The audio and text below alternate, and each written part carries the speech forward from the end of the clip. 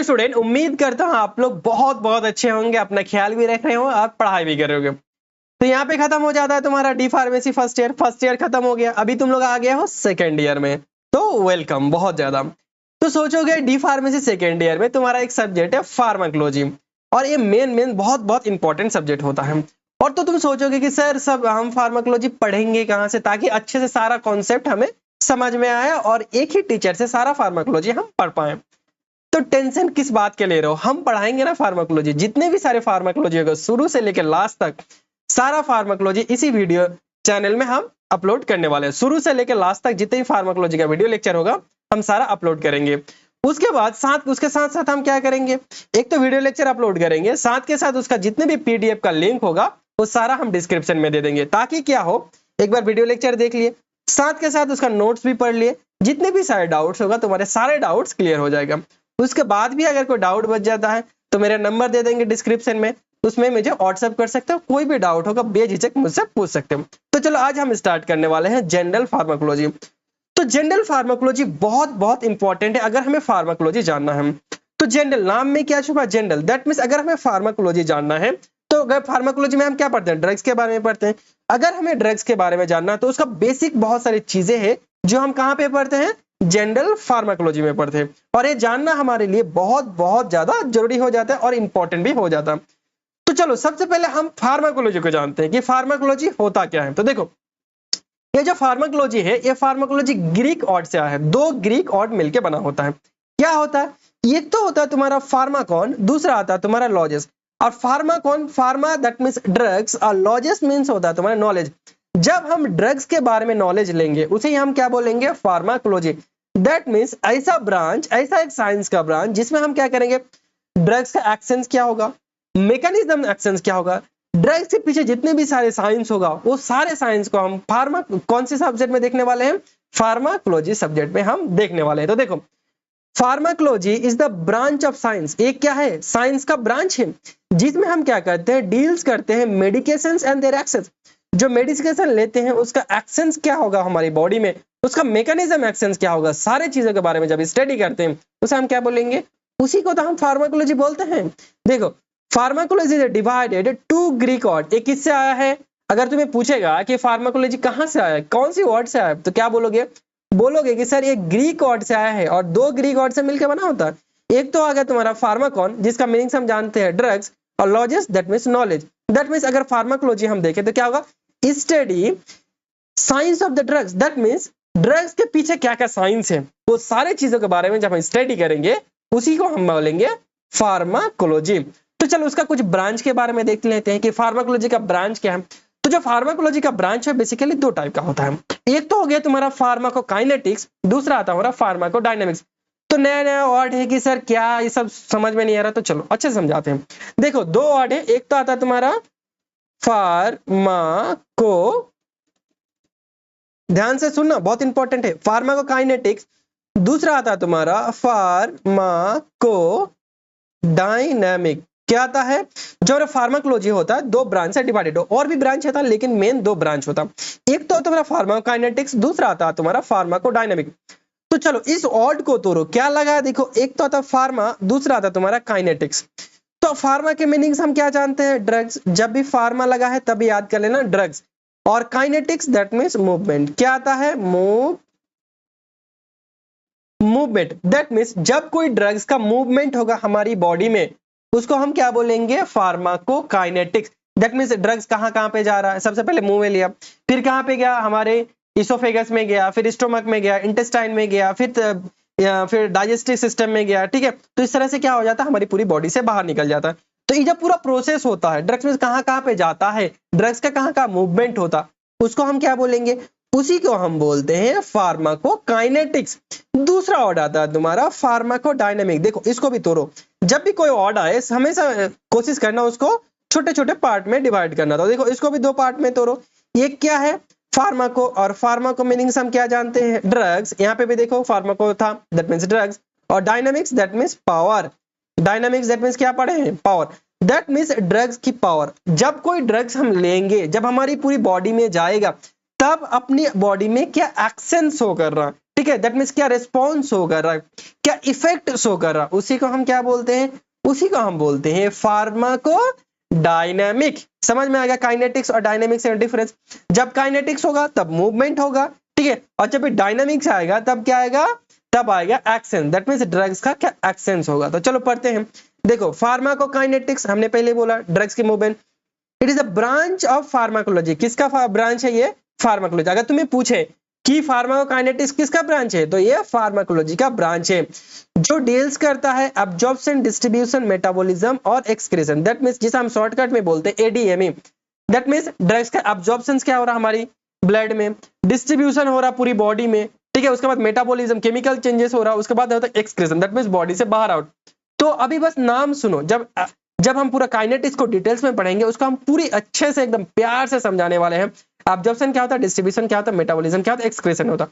अभी बस ये समझ लो ये क्या होता है, हमारी पूरी बॉडी में ड्रग्स का मूवमेंट कराने का मदद करता है, ठीक है, कौन, एडीएमई।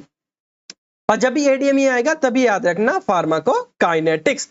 और हम इसको सिंपली हम बोलते हैं what the body does to the drugs. That means जब कोई ड्रग्स हम लेंगे, ड्रग्स हमारी बॉडी हमारी ड्रग्स के साथ क्या कर रहा है, दैट मींस बॉडी क्या ड्रग्स लेंगे, ड्रग्स कहां पे जाएगा, हमारे बॉडी में जाएगा, तो बॉडी हमारी ड्रग्स के साथ क्या कर रहा, उसी को हम क्या बोलते हैं, फार्माकोकाइनेटिक्स। समझ में आएगा, इसको स्टार लगा लो, इंपॉर्टेंट है, पूछता है। उसके बाद आता है तुम्हारा फार्माकोडायनामिक्स। दैट मींस मैंने क्या बोला था, ड्रग्स हम ले रहे हैं, ड्रग्स का इफेक्ट क्या होगा हमारी बॉडी में, उसको हम क्या बोलते हैं, फार्माकोडायनामिक्स। तो देखो it is the study the effect of the drugs, जो ड्रग्स हम ले रहे हैं उसका इफेक्ट क्या होगा ऑन द बॉडी, हमारी बॉडी में, एंड देयर मैकेनिज्म एक्शन, वो हमारी बॉडी में किस तरह से काम करता है, उसके बारे में जब स्टडी करते हैं उसे हम क्या बोलते हैं, उसी को हम बोलते हैं फार्माकोडायनामिक्स, ठीक है। तो देखो और उसे हम अगर समराइज या सिंपली हम बोलते हैं तो क्या बोलते हैं, what the drugs does to the body, drugs हमारी बॉडी के साथ क्या कर रहा है, उसको हम क्या बोलेंगे, डायनामिक्स। देखो यहाँ पे दो चीज है, एक तो आता है हमारी बॉडी ड्रग्स के साथ क्या कर रहा है, तब हम बोलेंगे उसे फार्माकोकाइनेटिक्स। जब हमारे ड्रग्स बॉडी के साथ क्या कर रहा है उसे हम बोलते हैं फार्माकोडायनामिक्स। देखो यहाँ पे क्या है, डी है, डायनामिक का फर्स्ट वर्ड क्या है, डी है, और ड्रग्स का फर्स्ट वर्ड क्या है, डी। जब डी फर्स्ट में आएगा तब हम क्या बोलेंगे, डायनामिक्स, और जब क्या आएगा काइनेटिक्स के और क्या आएगा, बी आएगा, उसे हम क्या बोलते हैं, काइनेटिक्स। तो इस तरह से याद रखना। तो चलो उसके बाद हम देखते हैं हिस्ट्री। अगर हम फार्माकोलॉजी का हिस्ट्री देखिए तो बहुत पुराना हिस्ट्री है। क्या होगा, फर्स्ट ऑफ ऑल क्या करते थे, जब बहुत पुराने जो लोग थे वो लोग क्या करते थे, कोई पत्ती को लेके आया, उसका जूस बनाया, काढ़ा बनाया, उसको पी लिया, ठीक है। लेकिन धीरे धीरे क्या हुआ, उसका बहुत ज्यादा डेवलप हुआ। अभी क्या कर रहे हैं, उस काढ़ा को हम क्या करते हैं, एक्सट्रैक्शन निकालते हैं किसी प्लांट से, फिर क्या करते हैं उसको मेडिसिन फॉर्म में हम किसी पेशेंट को देते हैं। तो जो हमारा बहुत सारे साइंटिफिक, यहाँ पे बेसिकली हम उसी चीज को पढ़ेंगे जो हमारी एग्जाम पर्पज के लिए इंपॉर्टेंट है। ज्यादा हम थ्योरी में हम विश्वास नहीं करते हैं, ठीक है। और ये जो चार्ट बनाए हैं और जो भी चार्ट होता है यहाँ पे, वो तुम्हारे अगर फर्दर गवर्नमेंट एग्जाम के लिए अगर प्रिपरेशन कर रहे हो उसके लिए भी बहुत ज्यादा इंपॉर्टेंट है। तो हम बस बेसिकली क्या करेंगे, हम जो इंपॉर्टेंट चीजें हैं उसको ही कवर करने की कोशिश करेंगे, ज्यादा थ्योरी हम नहीं पढ़ाएंगे। तो देखो यहाँ पे आता है बहुत सारी जो हमारे फार्माकोलॉजी है उसमें बहुत सारी साइंटिस्ट था जो अपना कंट्रीब्यूट दिया था। तो कौन सा साइंटिस्ट है और क्या क्या दिया था, ये हमेशा गवर्नमेंट एग्जाम में पूछता है। देखो सबसे पहले आता ओसवाल्ड। क्या आता है, ओसवाल्ड। जब भी ओसवाल्ड आए तब याद करना फादर ऑफ फार्माकोलॉजी। ओसवाल्ड को क्या बोलते हैं हम, father of pharmacology. That means हम फार्माकोलॉजी पढ़ रहे हैं, तो फार्माकोलॉजी पढ़ रहे हैं तो फादर ऑफ फार्माकोलॉजी क्या है ये जानना तो हमारे लिए बहुत ज्यादा जरूरी है। तो क्या होगा, जब फादर ऑफ फार्माकोलॉजी आएगा तब किसका नाम आएगा, ओसवाल्ड साहब का नाम आएगा। उसके बाद आता है रामनाथ चोपड़ा। क्या आता है, रामनाथ चोपड़ा। रामनाथ चोपड़ा को हम बोलते हैं फादर ऑफ इंडियन फार्माकोलॉजी। जब पूरा ऑल ओवर में आए कि फार्माकोलॉजी का फादर कौन है तब क्या आएगा, ओसवाल्ड। लेकिन अगर पूछे कि इंडियन फार्माकोलॉजी कौन है तो उसे हम क्या बोलेंगे, इंडियन फादर ऑफ फार्माकोलॉजी हम बोलते हैं आर.एन. चोपड़ा या रामनाथ चोपड़ा सर को हम बोलते हैं। उसके बाद आता है महादेव लाल श्रॉफ। महादेव लाल श्रॉफ को हम बोलते हैं फादर ऑफ फार्मेसी एडुकेशन। जो हमारे इंडिया में फार्मेसी एडुकेशन को कौन लेके आया था, हमारे महादेव लाल श्रॉफ लेके आया था, इसीलिए हम इसको क्या बोलते हैं, father of Indian pharmacy education बोलते हैं। उसके बाद पॉल एनरिच। पॉल एनरिच क्या दिया था, फादर ऑफ कीमोथेरेपी। कीमोथेरेपी क्या होता है, जब कोई एंटीबायोटिक्स के थ्रू क्या करते हैं हम, किसी पैथोजन हो गया, माइक्रो ऑर्गेनिज्म हो गया, कैंसर के ट्रीटमेंट करते हैं, उसे ही हम क्या बोलते हैं, कीमोथेरेपी। उसके बाद आता है हिप्पाकॉर्ट्स। क्या था? हिप्पाकॉर्ट्स। हिप्पाकॉर्ट्स को हम क्या बोलते हैं? Father of medicine. ये बहुत बार पूछता है गवर्नमेंट एग्जाम में कि हिप्पाकॉर्ट्स को क्या बोलते हैं हम? फादर ऑफ मेडिसिन बोलते हैं। उसके बाद अलेक्जेंडर फ्लेमिंग। अलेक्जेंडर फ्लेमिंग में क्या डिस्कवर किया था? तुम लोगों सबको पता है कि ये पेनिसिलिन को डिस्कवर किया था। और पेनिसिलिन क्या होता है? एक टाइप का एंटीबायोटिक्स होता है। उसके बाद आता है सलमन ऑल्ट्समैन। ये क्या दिया था? हमारे स्ट्रेप्टोमाइसिन, ये भी एक टाइप का एंटीबायोटिक्स है। उसके बाद आता है बेंटिंग एंड वेट्स। ये क्या दिया था? इंसुलिन को डिस्कवर किया था। बेंटिंग एंड वेट्स ने क्या किया था? हमारे जो इंसुलिन होता है, जो बहुत अभी के टाइम में क्या होता है, जो डायबिटीज पेशेंट है उसके लिए बहुत बहुत इंपॉर्टेंट है, वो किसने डिस्कवर किया था? हमारी बेंटिंग एंड वेट्स ने दिया था। उसके बाद डॉक्टर एडवर्ड जेनर। ये क्या था? वैक्सीनेशन। ये क्या क्या था? Discover of vaccination. तो ये चार्ट को एक बार लिख लेना, इंपॉर्टेंट है बहुत ज्यादा, तुम्हारे गवर्नमेंट एग्जाम के लिए इंपॉर्टेंट है। चलो उसके बाद हम देखते हैं टर्मिनोलॉजी। बेसिकली जो ये टर्मिनोलॉजी क्या होता है, आगे चल के तुम्हारा बहुत बहुत ज्यादा काम आएगा। दैट मीन्स हमेशा हम एक चीज बोलते हैं बच्चों को जब पढ़ते हैं कि जब भी कोई पढ़ाई करो तो उसका कोई भी सब्जेक्ट पढ़ाई करो तो उसका बेसिक जो टर्मिनोलॉजी है वो हमेशा याद रखने की कोशिश करना, क्योंकि जब भी हम कोई टर्म को समझ लेते हैं तो वो चीजों को समझना बहुत ज्यादा जरूरी हो जाता है। तो देखो यहाँ पे फार्माकोलॉजी को अगर जानना है तो कुछ टर्म्स जानना बहुत ज्यादा जरूरी है। तो उसमें से सबसे पहला होता है ड्रग्स। क्या आता है? ड्रग्स। दैट मीन्स ऐसा सब्सटेंस होगा जो क्या करेगा? ह्यूमन बॉडी या एनिमल्स में क्या करेगा? किसी भी डिजीज को प्रिवेंट या मिटिगेशन क्या करेगा? ट्रीटमेंट करने में ठीक करेगा। उसी को हम क्या बोलेंगे? ड्रग्स बोलेंगे। देखो एक ऐसा substance, drugs as a substance, एक ऐसा सब्सटेंस होगा used to treat and prevention, diagnosis, treatment and cure of disease of man and human. That means ऐसा सब्सटेंस जो क्या करेगा? प्रिवेंशन करेगा। किसका? हमारी किसी भी डिजीज का ट्रीटमेंट करेगा, डायग्नोसिस दैट मींस उसको चेक करेगा, क्योर करेगा किसी भी डिजीज का, इसी को हम क्या बोलते हैं? ड्रग्स बोलेंगे। समझ में? ड्रग्स दैट मींस ऐसा सब्सटेंस जो क्या करेगा? हमारी डिजीज को ठीक करने में मदद करेगा, उसी को हम क्या बोलेंगे? ड्रग्स बोलेंगे। सिंपल, कोई दिक्कत नहीं है। चलो उसके बाद आता है रिसेप्टर, जो बहुत इंपॉर्टेंट है। अगर ड्रग्स हमारी बॉडी में जाके काम करेगा तो सबसे जो मेजर इंपॉर्टेंट रोल प्ले करता है वो करता है हमारे रिसेप्टर। कैसे करता है? जब मान के चलो ये क्या है? हमारी ड्रग्स है, ठीक है, और ये क्या करते हैं? हमारी बॉडी में जाते हैं। बॉडी में जाने के बाद एक क्या होता है? रिसेप्टर प्रेजेंट होता है। क्या होता है? रिसेप्टर या तो सेल के ऊपर प्रेजेंट, कहां प्रेजेंट होता है? या तो सेल के ऊपर या सरफेस में या सेल के अंदर। तो सबसे ज्यादा जो होता है सेल के सरफेस में वो प्रेजेंट होता है। फिर क्या करेगा? ये ड्रग्स होगा, ये ड्रग्स क्या आ जाएगा? हमारे रिसेप्टर में जाएगा। फिर क्या करेगा? ये ड्रग्स और रिसेप्टर दोनों एक साथ बाइंड करेगा। देखो ये एक चाबी की तरह बोल सकते हो, ताला चाबी। दैट मीन्स मान के चलो रिसेप्टर एक क्या है? ताला है, और ड्रग्स क्या है? एक टाइप का चाबी है। तो दोनों जब एक साथ जुड़ेगा तभी खुलेगा। दैट मीन्स ड्रग्स और रिसेप्टर जब एक साथ बाइंड होगा तभी कोई ड्रग्स का एक्शन शो करेगा। तो ड्रग्स और रिसेप्टर एक साथ बाइंड हो जाता है, उसे हम बोलते हैं ड्रग्स रिसेप्टर कॉम्प्लेक्स। और जब भी ड्रग्स रिसेप्टर कॉम्प्लेक्स होता है तभी क्या होता है? जो फार्माकोलॉजिकल एक्शंस के लिए लिए थे तभी कोई हमारा फार्माकोलॉजिकल एक्शन रिस्पॉन्स शो करता है। तो समझ में आ गया है क्या होता है? रिसेप्टर हमारी बॉडी में प्रेजेंट होता है। कहां पे? हमारे सेल सरफेस में प्रेजेंट होता है, जहां पे क्या होता है? ड्रग्स भी हो सकते हैं, हार्मोन्स भी हो सकते हैं, बहुत सारी चीजें हो सकता है, उसमें जाके बाइंड करेगा। जब भी बाइंड करेगा तभी क्या करेगा? अपना एक्शन शो करेगा। तो देखो रिसेप्टर क्या होता है? एक टाइप का प्रोटीन मॉलिक्यूल्स होता है जो कहां पे प्रेजेंट होता है? हमारी सरफेस और इनसाइड ऑफ द सेल। या तो सेल के ऊपर प्रेजेंट होता है, मान के चलो ये सेल है, या तो सेल के ऊपर प्रेजेंट होगा जो सबसे ज्यादा प्रेजेंट होता है, या सेल के अंदर प्रेजेंट होगा, ठीक है। And bind to the specific substance या लिगेंड। जो सब्सटेंस क्या होता है? देखो यहाँ पे ये रिसेप्टर है ना, इस जगह पे जो सब्सटेंस क्या होता है? बाइंड होता है, उसे कि हम क्या बोलते हैं? Ligand. Just for example hormones हो सकता है लिगेंड्स, या न्यूरोट्रांसमीटर हो सकता है, या तो ड्रग्स हो सकता है। जब क्या करेगा? दोनों एक साथ बाइंड करेगा तभी क्या करेगा? फार्माकोलॉजिकल रिस्पॉन्स हो करेगा, और उसी को हम क्या बोलते हैं? उसी को हम बोलते हैं रिसेप्टर। उसके बाद आता है फर्स्ट लाइन ड्रग्स। क्या आता है? First line drugs. मान के चलो इसको क्या बोलेंगे? मान के चलो कोई डिजीज हुआ है, उसके लिए सबसे पहले जो प्राइमरी जो ड्रग्स तुम यूज करोगे उसी को हम क्या बोलते हैं? First line drugs. नाम में क्या चाहो? फर्स्ट। दैट मींस कोई डिजीज हो उसके लिए सबसे फर्स्ट जो प्राइमरी ड्रग्स तुम यूज करेंगे उसे हम क्या बोलते हैं? First line drugs. देखो इट इज द प्राइमरी और standard treatment options for specific conditions और डिजीज। जब कोई डिजीज के लिए तुम प्राइमरी को ड्रग्स को यूज करोगे, सबसे पहले जो ड्रग्स को यूज करोगे उसी को हम क्या बोलते हैं? फर्स्ट लाइन ड्रग्स बोलते हैं। उसके बाद आता है टॉलरेंस। क्या आता है? टॉलरेंस। ये सब बेसिक चीजें हैं, ये बहुत इंपॉर्टेंट है। टॉलरेंस दैट मींस ये होता है जब कोई हम ड्रग्स लेते हैं तब क्या होता है? धीरे मान के चलो फॉर एग्जांपल इसको हम इरेज कर देते हैं। फॉर एग्जांपल ठीक है, मान के चलो कोई एक ड्रग्स था, ठीक है, तुमने 1 से 10 दिन लिया, ठीक है, कितना mg लिया?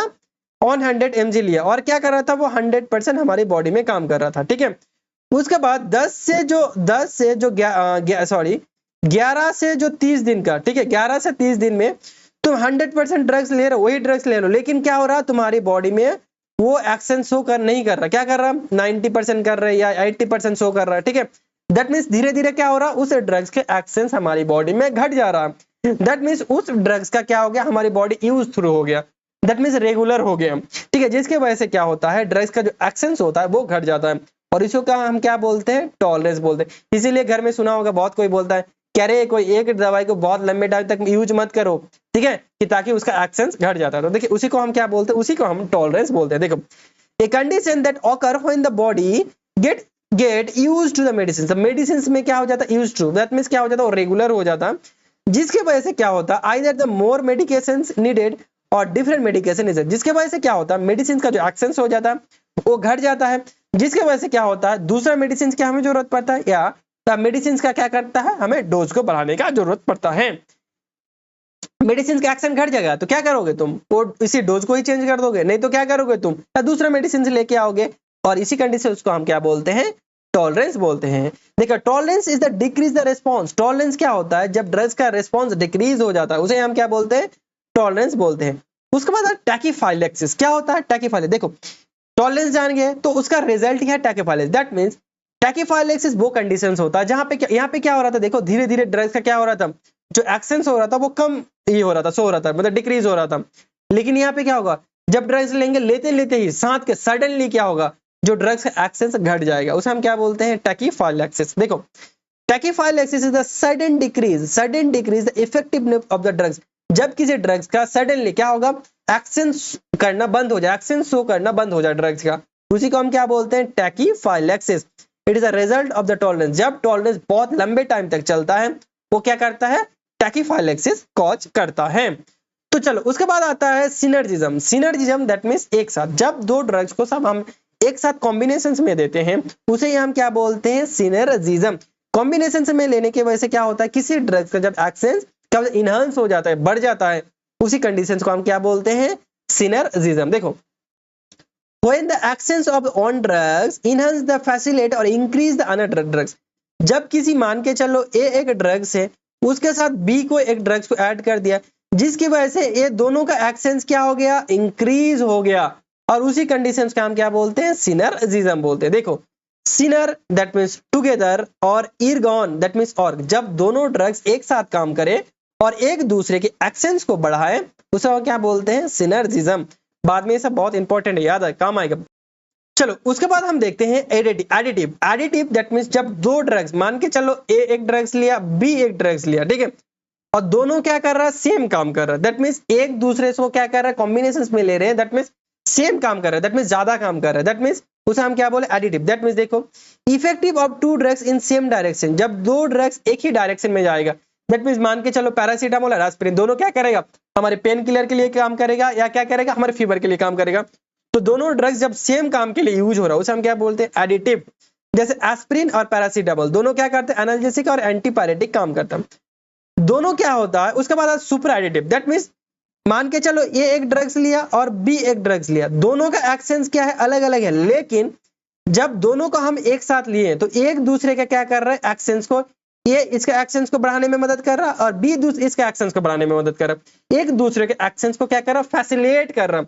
जब मान के चलो सिंगल ले रहे हैं तो एक्शंस ज्यादा नहीं आ रहा, लेकिन जब दोनों को एक साथ ले रहे हैं तब बहुत ज्यादा एक्शंस शो कर रहा है, एक दूसरे के एक्शंस को बढ़ाने में मदद कर रहा है, उसे हम क्या बोलते हैं, सुप्रा एडिटिव। देखो, the effective of the combination, the effect of combinations greater than individual, जब कोई इंडिविजुअल को ड्रग्स लेंगे उसके मुकाबले जब हम कॉम्बिनेशंस में लेंगे उसका एक्शन ज्यादा होगा, उसे हम क्या बोलते हैं, उसी को हम बोलते हैं सुप्रा एडिटिव। जैसे एसिटाइल कोलिन और फाइसोस्टिग्मिन दोनों मिलकर क्या करता है, जब एसिटाइल कोलिन होता है उसका ब्रेक डाउन को क्या करता है, रोकता है, inhibit the break down of acetyl choline. ये एसिटाइल कोलिन क्या होता है, सारी चीजें हम आगे चल के पढ़ेंगे, अभी बस ड्रग्स का याद रखने के लिए कोई जरूरत नहीं है, अभी बस याद रखो सुप्रा एडिटिव क्या होता है और एडिटिव क्या होता है, क्योंकि अभी तुम लोग ड्रग्स नहीं पढ़े हो।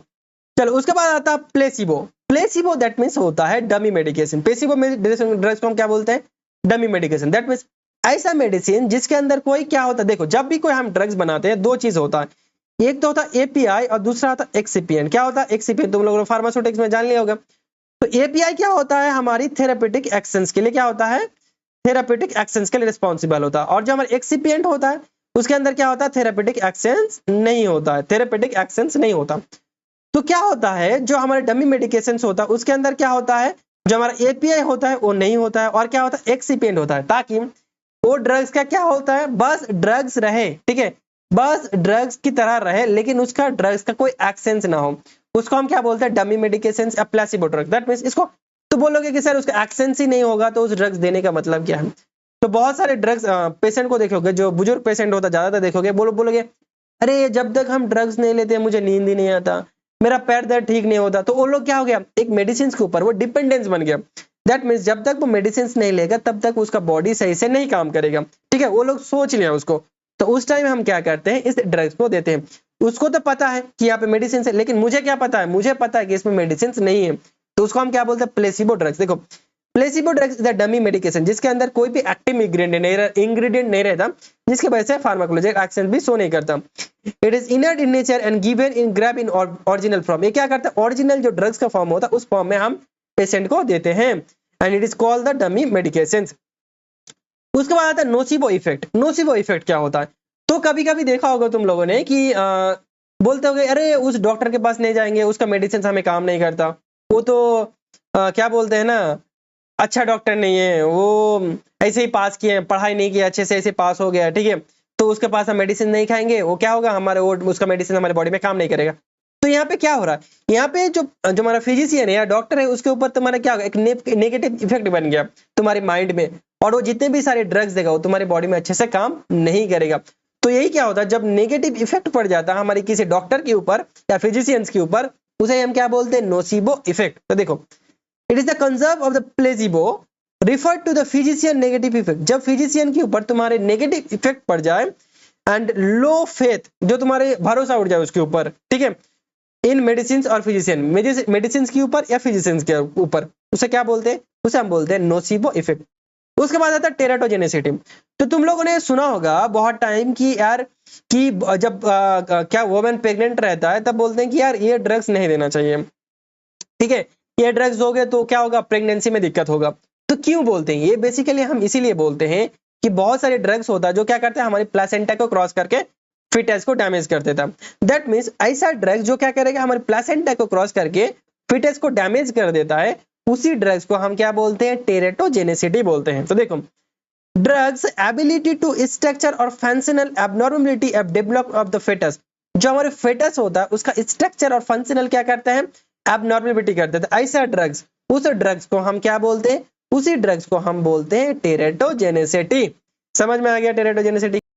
तो चलो उसके बाद हम देखेंगे ऑर्फन ड्रग्स। तो बोलोगे ऑर्फन ड्रग्स क्या बोलते हैं, दैट मीन्स जो ड्रग्स हम क्या करते हैं, किसी भी रेयर डिजीज के लिए यूज करते हैं उसे हम क्या बोलते हैं, ऑर्फन ड्रग्स। तो देखो ड्रग्स दैट ऑन और यूज डायग्नोसिस, ट्रीटमेंट और prevention of the rare disease. जब किसी ड्रग्स को क्या करेंगे, रेयर डिजीज के लिए यूज करेंगे, उसे हम क्या बोलते हैं, ऑर्फन ड्रग्स। जैसे फॉर एग्जांपल सुमाट्रिप्टेन, डिजॉक्सिन एंटीबॉडी और नाइट्रेट्स।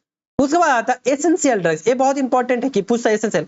देखो WHO क्या करता है, हर साल एक लिस्ट जारी करता है जिसमें क्या करता है, एसेंशियल का एक लिस्ट बनाता है कि ये जो ड्रग्स होता है वो एसेंशियल की कैटेगरी में आता है। एसेंशियल नाम से क्या पता चला, ऐसा ड्रग्स जो क्या करता है हर कोई अफोर्ड कर सकते हैं, बहुत महंगा होगा तो उसे अफोर्ड कर सकते हैं, नहीं कर सकते, तो ऐसा ड्रग्स होगा जो हर कोई पॉपुलेशन क्या कर सकते हैं, उसे अफोर्ड कर सकते हैं और अपने घर में रख सकते हैं, उसे हम क्या बोलते हैं, एसेंशियल ड्रग्स। तो देखो according to WHO, world health organization, essential drugs that are the safety and health needed to majority of the population. That means ये क्या करेगा, ऐसा ड्रग्स होगा जो क्या करेगा, मेजोरिटी ऑफ पॉपुलेशन उसको ले सकता है, ठीक है।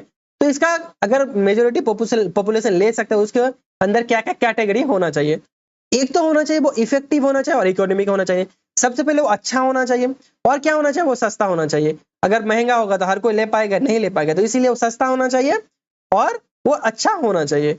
और क्या होना, सिंगल डोज फॉर्मुलेशन। अगर उस ड्रग्स को हम क्या कर रहे हैं, घर में रख रहे हैं अपने सेल्फ यूज के लिए, OTC ड्रग्स है, ओवर द काउंटर ड्रग्स है, तो घर में रखेंगे तो सेल्फ मेडिकेशन यूज करेंगे, तो क्या करेंगे, बहुत सारी कॉम्बिनेशन में रहेंगे, तो हम क्या करेंगे, कंफ्यूजन हो जाएंगे। तो क्या करेंगे, वो हमेशा सिंगल डोज में रहना चाहिए ताकि हर कोई उसको यूज कर पाए। उसके बाद needed by the majority of population, वही लाइन कि ये सब कोई खरीद सके। उसके बाद they must be available in all time, ये क्या होना चाहिए, हर टाइम अपने पास होना चाहिए या मेडिकल स्टोर में होना चाहिए। और इसका एम क्या है, aim to optimize the use the limitation financial resource, that means ये क्या होना चाहिए, किसी के पास मान के चलो अच्छा रिसोर्स नहीं है, अच्छा फाइनेंशियल कंडीशंस नहीं है, तब भी वो क्या कर सकते हैं, इस ड्रग्स को अफोर्ड कर सकते हैं। इसीलिए इस एसेंशियल का कॉन्सेप्ट लेके आया था कौन, WHO। तो चलो उसके बाद आता है सोर्स ऑफ ड्रग्स, जो ड्रग्स होता है वो हमें कहाँ कहाँ से मिल सकता है। फर्स्ट तो प्लांट से मिल सकता है, हमें पता ही है प्लांट से क्या मिलता है, कोकेन और इमेटिन। उसके बाद आता है तुम्हारा एनिमल, एनिमल से क्या मिलता है, हमें सबसे पता इंसुलिन मिलता है, हेपारिन मिलता है।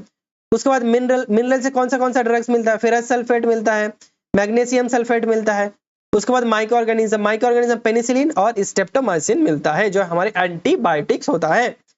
उसके बाद सेमी सिंथेटिक, तो सेमी सिंथेटिक में क्या आता है, हाइड्रोमॉर्फिन आता है। सिंथेटिक जो बेसिकली पूरा केमिकल से बनाया जाता है, जैसे एस्प्रिन क्या होता है, पूरा केमिकल है, सिंथेटिक है। पैरासीटामोल है। उसके बाद जेनेटिक इंजीनियरिंग, उसके बाद जेनेटिक इंजीनियरिंग क्या आता है, ह्यूमन इंसुलिन और क्या आता है, हेपेटाइटिस बी, और हेपेटाइटिस बी का वैक्सीन आता है। तो ये सब सोर्स भी कभी कभी पूछा जाता है, तो बस याद रख लेना, उतना इंपॉर्टेंट नहीं।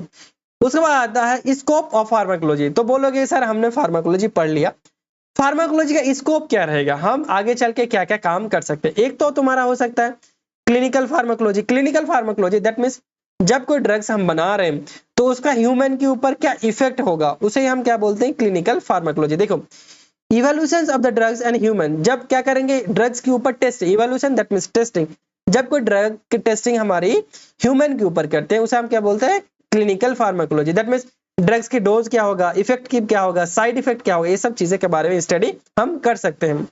उसको hospital and community pharmacy, that means drugs का डिस्पेंसिंग कर सकते हैं, स्टोरेज कर सकते हैं, पेशेंट का काउंसलिंग कर सकते हैं, जो पेशेंट आया उसका काउंसलिंग कर सकते हैं, कौन सी दवाई देना अच्छा रहेगा, उसका साइड इफेक्ट क्या रहेगा, ठीक है। उसके बाद फार्मास्यूटिकल इंडस्ट्री में जैसे ड्रग डिस्कवरी, R&D जिसे बोलते हैं, फॉर्मुलेशन, टेस्टिंग एंड प्रोडक्शन में भी काम कर सकते हैं। Regulatory affinity, that means regulatory affinity that means क्या हो सकता है, मान के चलो बाहर से कोई ड्रग्स आ रहा है, उसको तुम चेक कर रहे हो कि जो ड्रग्स ले आ रहे हो अच्छे से आ रहे हो नहीं आ रहे हो। कोई ड्रग्स तुम DI काम कर सकते हो, जिसमें दैट मीन्स मान के चलो कोई ड्रग्स वो दुकान में रखा है, वो ड्रग्स सही तरीके से रखा है कि नहीं रखा है, ठीक है। तो दैट मीन्स देखो ड्रग्स अप्रूवल दे सकते हो, ड्रग्स की मॉनिटरिंग कर सकते हो, एंड क्या कर सकते हो, ड्रग्स की जितने भी सारे कॉम्प्लिकेशंस है उसके बारे में तुम छानबीन कर सकते हो, इसका भी स्कोप है। उसके बाद आता है research and education, education that means teaching, तो मैं एडुकेशन फील्ड में हूँ इसीलिए तुम लोग को पढ़ा रहा हूँ। और research that means R&D development, that means किसी भी ड्रग्स का डेवलप कैसे किया जाए, ठीक है, या किसी भी मेडिसिन के ऊपर क्या क्या और भी सारी चीजें साइड इफेक्ट को कम किया जाए, तो ये सब ब्रांच में भी हम जॉब कर सकते हैं।